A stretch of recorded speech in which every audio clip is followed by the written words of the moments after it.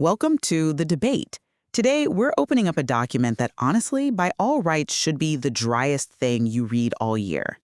We're analyzing the February 2026 executive summary of the Disaster Worker Grant, or the DWG. Right. Specifically looking at the Senior Hidden Treasures Initiative within that grant. Exactly. And usually, when you crack open a government compliance report, you expect a graveyard of acronyms, budget utilization tables, maybe a pie chart if you're lucky, but this document is entirely different. It's this bizarre, fascinating collision between high-level bureaucratic structure and profound, almost philosophical human emotion. It is a very strange artifact. I've reviewed my fair share of grant summaries, and usually the goal is simply to prove you spent the taxpayers' money without breaking the law. This report, however, it seems to be arguing that the way the money was spent, the specific emotional tenor of the work, was the actual product.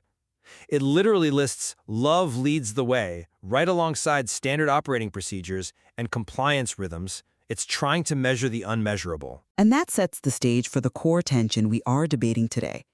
This program had a massive February. We're talking about high retention rates, over 50 participants at single events in Temple Terrace, and partners literally begging for the grant workers to stay on. My position is that these hard metrics are driven by the human-centered lens. The unique umbrella effect described in the text isn't just fluffy branding. It is the engine of the success. The data is good because the love is real. And I see why you'd think that, given the emotive language the report uses. But I come at it from a completely different angle. I believe the text proves that love is unscalable without a rigorous, almost clinical operational infrastructure. My stance is that the success here isn't the grace or the self-love themes. It's the repeatable event model, the compliance oversight by CareerSource, and the supply chain engineerment. Without those hard rails, this program is just a nice party. With them, it's a turnkey solution. Well, let's look at the evidence then, because I think the Senior Hidden Treasures events themselves disprove the idea that this is just about logistics. We aren't talking about a standard aid distribution line where you hand out a box of water, check a name on a clipboard, and move on. The report highlights a turnout of 50-plus seniors at the first event, followed by a week of continued engagement. In the world of senior services, especially post-disaster, getting people to show up is hard. Getting them to come back is nearly impossible. Retention is the golden metric in social work. I entirely agree. If they don't come back, the program failed. Right. And why did they come back? The report is explicit about this. It wasn't because the intake forms were filled out correctly. It was because the theme was graceful aging, gratitude through grace and self-love. They weren't marketed to as victims of a disaster. They were invited into a space that honored mobility changes, varicose veins, memory changes. This is a radical destigmatization of the aging process. You cannot achieve that kind of psychological safety by sticking to a spreadsheet.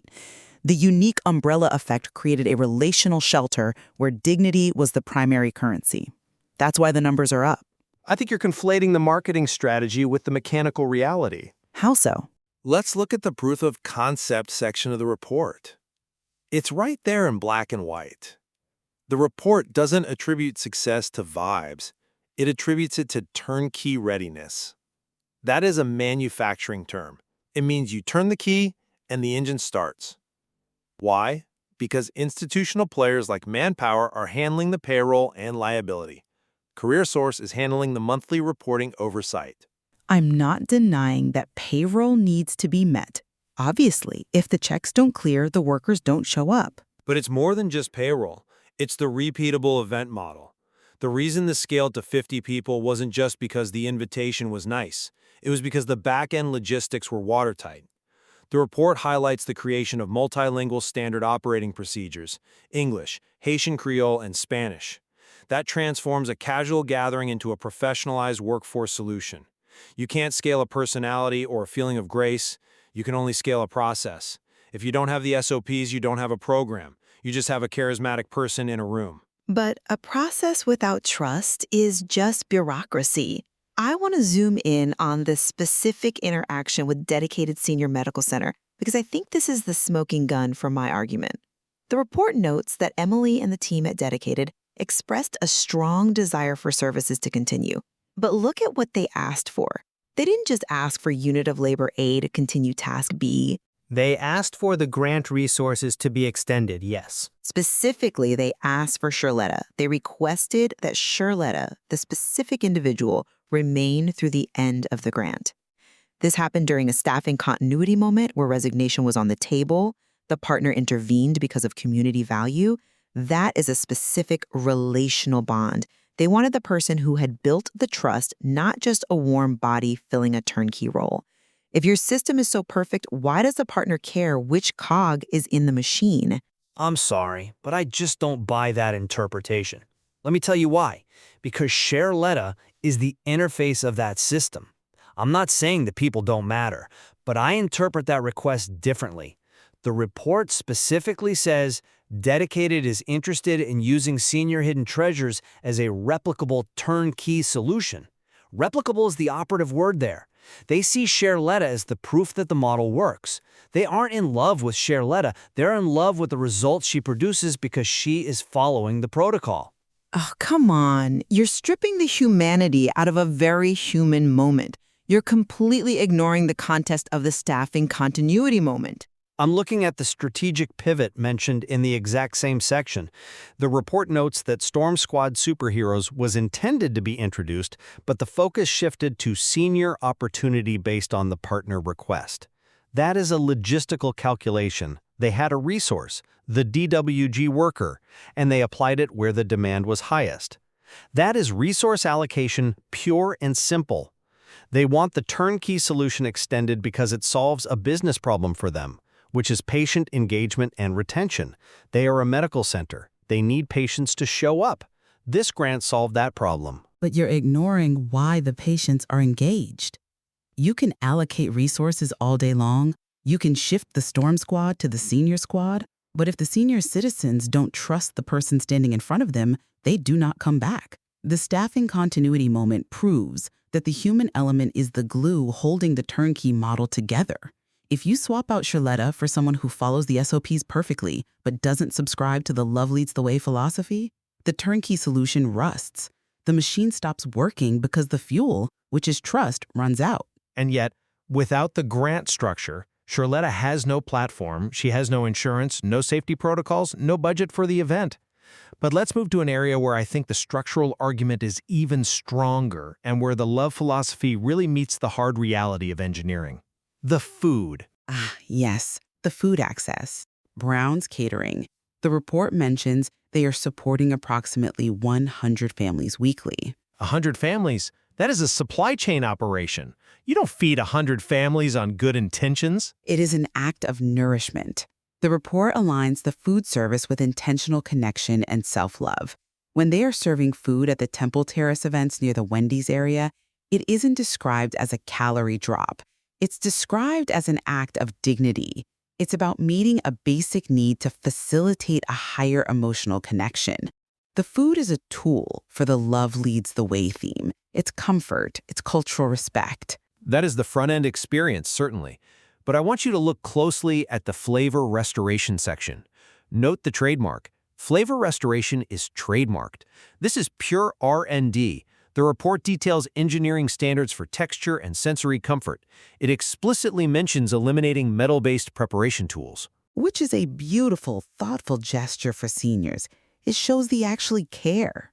It's a technical specification. Eliminating metal-based tools isn't just a preference, it's a protocol to mitigate metallic taste dysgeusia, which is common in seniors on certain medications or with specific dental profiles. And then look at mapping clinically aligned food safety protocols. This isn't just grandma cooking soup because she loves you. This is a technical framework designed to interface with clinical requirements. They are engineering the food to be compatible with a medical environment. I don't deny the technical skill involved, but my point is about the intent of that engineering. Why go to the trouble of eliminating metal tools? Why map culturally grounded flavor profiles? Because they are doing the R&D to honor the dignity of the senior. Standard disaster relief food is usually generic MREs or bland bulk meals. The Flavor Restoration Initiative implies restoring something human, the joy of eating, not just caloric intake. That requires empathy driving the engineering. The clinical alignment serves the human, not the other way around. See, I look at that and I see culturally grounded being operationalized through data. The report mentions preparing for multilingual labeling and instructions. They are turning culture into a standardized, shippable product. That is a supply chain innovation. They are taking the variable of culture, which is usually messy and highly local, and stabilizing it so it can be distributed safely. The fact that they are mapping clinical-aligned protocols means they are preparing this to be a medical-grade intervention. That requires rigorous standards, not just good intentions. If you label a meal in Spanish, it needs to be the correct Spanish, or you have a massive liability issue on your hands. It requires both, but without the human-centered lens, you just get hospital glop that meets the nutritional requirements but kills the soul. The innovation here is that they refuse to separate the biology from the biography of the person eating it. They understood that if the food doesn't taste like home, it's not really recovery. Biology and biography, that's a clever turn of phrase. But let's look at where these two things collide most violently, which is communication. The unique umbrella effect relies heavily on how the workers speak to the seniors. Precisely. The report details a segment on the Kathy Hare morning show. The team introduced a model for speaking to seniors, not at them. Which sounds nice on the radio. It's vital. The key points were using nourishing, respectful language and modeling tone, pacing, and presence. These are fundamentally empathetic skills. You are teaching people how to be human beings with other human beings. The report says this reduces anxiety and increases trust. You cannot write a standard operating procedure for presence. Presence is a feeling. It's an energy. You can't put energy 80% in a spreadsheet. Actually, you can write an SOP for it, and they did. That is exactly what the report says. It explicitly states that this work strengthened the DWG program by elevating senior-friendly communication as a workforce skill. A workforce skill? Yes. A skill can be trained, measured, and standardized. How do they do it? They developed SOPs for senior-centered conversations in English, Haitian Creole, and Spanish. This isn't just about being polite. The report says these SOPs are to reduce miscommunication during safety, wellness, and resource conversations. But the nuance matters. The nuance is liability. If you are running a disaster worker grant, you cannot rely on people just being nice. You need to know that when a worker explains a safety protocol in Haitian Creole, it is strictly accurate. The creation of trilingual SOPs proves the intent is to create a rigorous, error-proof system. They are mitigating liability and ensuring consistency across dedicated senior medical centers' diverse population. If one worker is nice but gives the wrong safety instruction, the program fails. The SOP ensures the safety instruction is correct, regardless of how nice the worker feels that day. Okay, but look at the breath and calm tool mentioned in the optional insert. It's described as a nervous system reset. The talking point is that calm breathing helps reduce tension. A procedure cannot mandate a nervous system reset. That requires the worker to be attuned to the emotional state of the senior. If I'm reading a script in Spanish, but I'm stressed and rushing, I'm not following the breath and calm protocol. The protocol only works if the love leads the way philosophy is active in the worker's heart. You can't force a nervous system reset on someone you don't care about. That's a compelling argument, but have you considered this? I would argue that breath and calm is effectively a physiological SOP. The report analyzes it, noting people use limited lung capacity when stressed. It's a technical intervention to improve data transmission, in this case, verbal communication. By instructing the worker to use this tool, they are optimizing the biological machinery for the conversation. It's smart, but it's still structural. It's about lowering the cortisol levels so the information can get through. Optimizing biological machinery. That is a very cold way to describe taking a deep breath with a frightened senior. It's an accurate way to describe a replicable intervention in a grant report. If it's not structural, it's not fundable. And that is my broader point here. The love is the wrapper, but the structure is the actual product. And I think you have it completely backward. The structure is the trellis, but the love is the vine. Without the vine, the trellis is just dead wood standing in a field. Well, let's look at the scalability question, because that's where this really lands. The report claims this is a proof of concept. Can you export Love Leads the Way? The report believes you can, but I will concede this one thing. You cannot export it without the right people. The success of the senior hidden treasures wasn't just the SOPs. It was the identities involved. It was Dr. Maya, Marisol, Kathy Hare. The report mentions these names for a reason. These are the carriers of the culture. But it also mentions turnkey readiness. The whole goal of a turnkey solution is that you don't need Dr. Maya or Marisol specifically. You need their playbook. If the success relies entirely on specific charismatic leaders, it's not a grant program. It's a cult of personality. The DWG ecosystem is trying to prove that you can distill that charisma into a manual. That's what turnkey means. You hand the keys to a stranger and the car still drives. And I'm saying that's the danger. If you treat presence and grace as just another checklist item next to a wear safety vest and sign timesheet, you lose the magic. You lose the unique umbrella effect. The seniors at Temple Terrace didn't come back for the repeatable event model. They came back because they felt seen. If you export the SOPs to a new city, but the new team treats it like a checklist rather than a calling, the retention numbers will drop. The love leads the way isn't just a slogan. It's the operational variable that determines success or failure. They came back because the event happened on time, the food was safe to eat because of the protocols, and the communication was clear in their native language because of the SOPs. We are looking at the exact same data and seeing two completely different worlds. Which is exactly why this report is so fascinating. It sits right on that fault line. It's trying to do both. It is, and honestly, it's a very ambitious attempt. To bring this to a close, looking at the February 2026 summary, I see a triumph of the human spirit, aided by government funds. The 50-plus participants, the request for Shaletta to stay, the joy of the bingo and karaoke, these prove that while structures are necessary, they are empty vessels without the love leads the way theme. The report's conclusion emphasizes human-centered outcomes. It talks about graceful aging and honoring memory changes. These are not efficiency metrics. They are humanity metrics. And I maintain that the proof of concept section is the most important part of this document. It validated a scalable model.